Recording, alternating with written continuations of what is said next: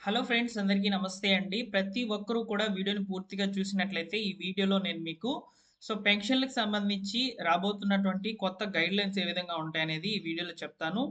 రేపటి రోజున చంద్రబాబు నాయుడు గారి అధ్యక్షతనైతే క్యాబినెట్ మీటింగ్ అనేది జరగబోతుందనమాట. ఈ క్యాబినెట్ మీటింగ్‌లో సూపర్ సిక్స్ పథకాల అమలుకు సంబంధించి మరియు కేంద్రం నుంచి వచ్చినటువంటి బడ్జెట్ కేటాయింపులు మన రాష్ట్రంలో ఏ పథకాలకు వెచ్చించాలనే దాని మీద క్యాబినెట్ మీటింగ్ అనేది జరగబోతుంది. ఇందులో భాగంగానే మనకు కొత్త పెన్షన్‌లకు సంబంధించి కూడా కొన్ని గైడ్‌లైన్స్ రిలీజ్ అయ్యేందుకు అవకాశం అయితే ఉందన్నమాట. అలానే కొత్త పెన్షన్‌లకు సంబంధించి మీకు ఏ చిన్న డౌట్ ఉన్నా గాని నేను మీకు ఈ వీడియోలో క్లియర్‌గా అయితే చెప్పడం జరుగుతుంది. ఒకసారి స్క్రీన్ మీద చూసుకున్నట్లయితే ఇక్కడ చెప్పినటువంటి ప్రతి టాపిక్‌ని కూడా పెన్షన్‌లకు సంబంధించి నేను మీకు వన్ బై వన్‌గా ఎక్స్‌ప్లెయిన్ చేస్తాను. తప్పకుండా మీరు మన ఛానెల్‌ని సబ్స్క్రైబ్ చేసుకున్నట్లయితే ఇలాంటి లేటెస్ట్ అప్డేట్స్ మీరు వెంటనే కూడా తెలుసుకోవచ్చనమాట.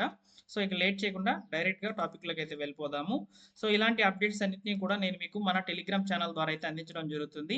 టెలిగ్రామ్ ఛానల్‌లో జాయిన్ అవ్వాలనుకుంటే డిస్క్రిప్షన్‌లో లింక్ అవైలబుల్‌లో ఉంది. తప్పకుండా జాయిన్ అయిపోండి. ఇక వివరాల్లో గనక వచ్చినట్లయితే రాష్ట్ర వ్యాప్తంగా చాలా మంది లబ్ధిదారులు కొత్త పెన్షన్‌ల కోసం అయితే ఎదురు చూస్తున్నారనమాట. వారందరికీ కూడా కొన్ని రకాల డౌట్స్. అసలు ఈ కొత్త పెన్షన్‌లకి సంబంధించి అప్లికేషన్ ఎప్పటి నుంచి మొదలవుతుంది? దానికి ఉండాల్సినటువంటి అర్హతలేంటి? 50 సంవత్సరాల పెన్షన్ అంటున్నారు గదా! ఈ 50 సంవత్సరాల పెన్షన్‌కి అర్హతలేంటి? అదే విధంగా కొంతమందికి బ్యాంక్ అకౌంట్స్‌కైతే ఈ యొక్క పెన్షన్ అమౌంట్ అయితే వేస్తున్నారనమాట ప్రతి నెల కూడా. అటువంటి వారు ఎవరు? మేము గూడా బ్యాంక్ అకౌంట్‌కి పెన్షన్ అమౌంట్ ఏపించుకోవాలనుకుంటే ఏం చేయాలి? అలా చాలా డౌట్స్ అయితే ఉన్నాయన్నమాట. వన్ బై వన్‌గా నేను మీకు క్లియర్‌గా ఈ వీడియోలో ఎక్స్‌ప్లెయిన్ చేస్తాను. పాయింట్ టు పాయింట్ చెప్పుకుంటూ వెళ్తానండి ఒక్కొక్క డౌట్ గురించి. మీరు తప్పకుండా వీడియోని లైక్ చేయండి. ఇక వివరాల్లో గనక వచ్చినట్లయితే కొత్త పెన్షన్‌లకి సంబంధించి ప్రభుత్వము కొత్త రూల్స్ అనేటివి తీసుకొచ్చేందుకు అవకాశము చాలా ఎక్కువగా ఉంది. ఎందుకంటే గతంలో 6 స్టెప్ వెరిఫికేషన్ అనేది ఉండేదండి. పెన్షన్‌లకి మనం అప్లై చేసుకున్న తర్వాత 6 ఇంచుల విధానం అంటే 6 రకాలుగా వెరిఫికేషన్ అయితే చేసి మనకు పెన్షన్ ఇవ్వాలా లేదా అనేది డిసైడ్ అయ్యేవాళ్ళనమాట. ఇప్పుడు రాబోతున్నటువంటి కొత్త రూల్స్ ఏ విధంగా ఉంటాయంటే ఫ్యూచర్‌లో కొత్త పెన్షన్‌లకి మీరు అప్లై చేసుకున్నట్లయితే, వెంటనే ఒక వారం రోజుల్లో మీ యొక్క పెన్షన్ వెరిఫికేషన్ అంతా కూడా కంప్లీట్ అయ్యే విధంగా ఒక నూతన విధానాన్నయితే ప్రభుత్వం తీసుకురాబోతుంది. దీన్ని కొత్త రూల్‌గా అయితే ఇంప్లిమెంట్ చేసే అవకాశం అయితే ఉంటుందన్నమాట. మన యొక్క ఏపీలో. ఇకపోతే ఈ కొత్త పెన్షన్‌లకి సంబంధించి అప్లికేషన్స్ ఎప్పటినుంచి ఓపెన్ అవ్వచ్చు. మనకు కొత్త పెన్షన్‌లకి సంబంధించి ముందుగా అప్లికేషన్ కంటే రేషన్ కార్డ్‌కి సంబంధించిన అప్లికేషన్స్ అనేటివి ఓపెన్ అవుతాయండి. ఎందుకంటే ప్రభుత్వ పథకాలనేటివి ప్రజల్లోకి వెళ్ళాలంటే తప్పనిసరిగా ఈ యొక్క రేషన్ కార్డ్ అనేది చాలా అవసరమైతే ఉందన్నమాట. కాబట్టి కొత్త పెన్షన్‌ల కంటే ముందుగానే మనకు ఈ యొక్క కొత్త రేషన్ కార్డ్‌లకి సంబంధించిన అప్లికేషన్స్ ఓపెన్ అవుతుందన్నమాట. మనకు నాకు తెలిసినటువంటి సమాచారం ప్రకారము కొత్త పెన్షన్‌లకి సంబంధించి అప్లికేషన్స్ అనేటివి జూన్ నెలలో మొదలయ్యేందుకు అవకాశము చాలా ఎక్కువగా ఉందన్నమాట. ఈ లోపల కొత్త రేషన్ కార్డులొస్తాయి. కొత్త రేషన్ కార్డులు రెడీ చేసి పెట్టుకున్న వారందరికీ కూడా ఫ్యూచర్‌లో కొత్త పెన్షన్‌కి అప్లై చేసుకోవాలనుకుంటే రేషన్ కార్డ్ అవసరం అవుతుంది కాబట్టి ఈజీగా ఉంటుంది. ప్రభుత్వ పథకాలు సూపర్ సిక్స్ పథకాలన్నీ కూడా ఈ యొక్క రేషన్ కార్డ్ మీద బేస్ అయ్యి అయితే ఉండడం జరుగుతుందన్నమాట.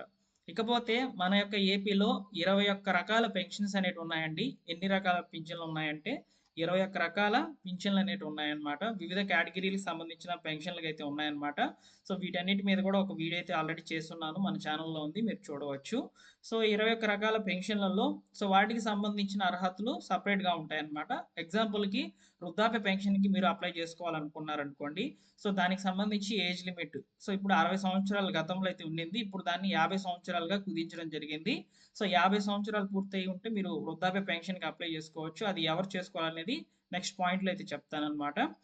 ప్రస్తుతానికి ఈ విధంగా పింఛన్ బట్టి, ఆ పింఛన్ రకాన్ని బట్టి అర్హతలనేటివి చేంజ్ అయితే అవుతాయన్నమాట.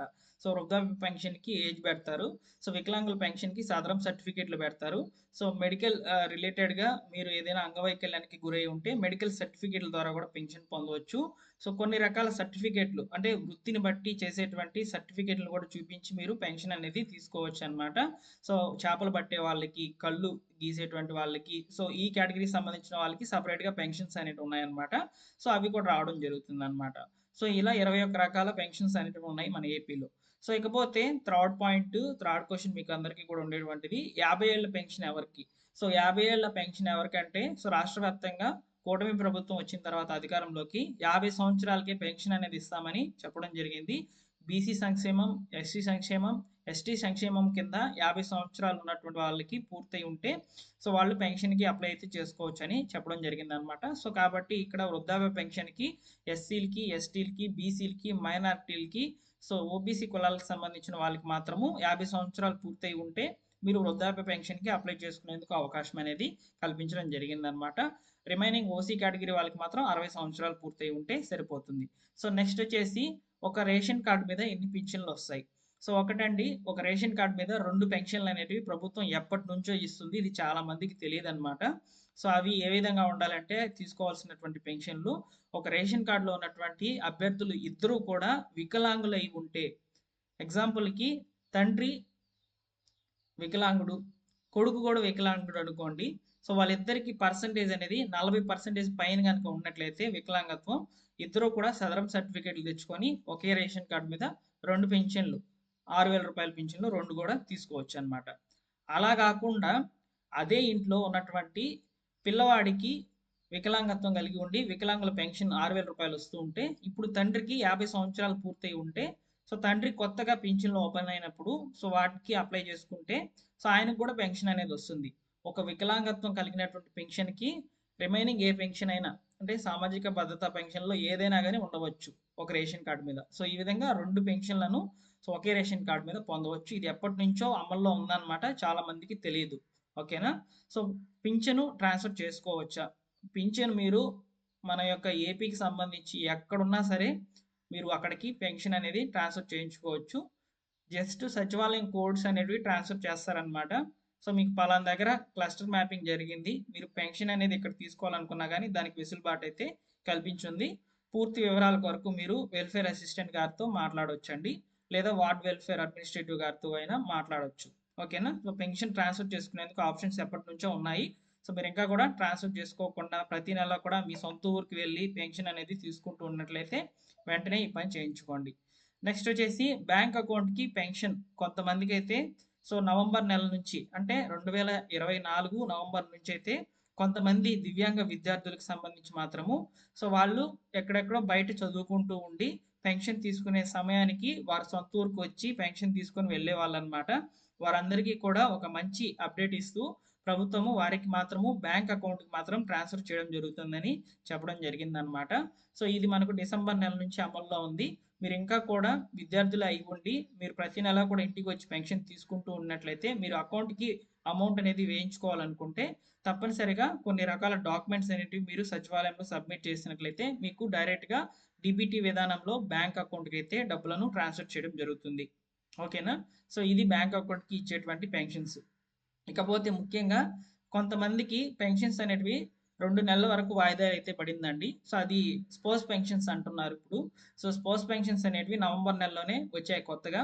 సో అయితే ప్రస్తుతం ఎలక్షన్ కూడా అమల్లో ఉన్నటువంటి ఈ నేపథ్యంలో ఉత్తర ఆంధ్ర వైపుగా ఉన్నటువంటి 7 జిల్లాల్లో సో పెన్షన్స్ అనేటివి వితంతువులకి ఎవరైతే భర్త మరణించినటువంటి స్థానంలో భార్యకి వెంటనే ఒకే ఒక నెలలో ఇచ్చినటువంటి స్పోర్ట్స్ పెన్షన్స్ ఏవైతే ఉన్నాయో వాటిని నిలుపుదల చేస్తుంది గవర్నమెంట్. కొత్తగా ఇచ్చేందుకు అవకాశం ఇవ్వలేదు. అదేవిధంగా ఆల్రెడీ ఇస్తున్నటువంటి పెన్షన్ అయితే హోల్డ్లో పెట్టడం జరిగింది. మార్చి నెల వరకు వారికి పెన్షన్ అనేది రాదండి. ఒకేసారి 2 నెలల పెన్షన్ అనేది ఏప్రిల్ నెలలో ఇవ్వడం జరుగుతుందని చెప్తున్నారనమాట.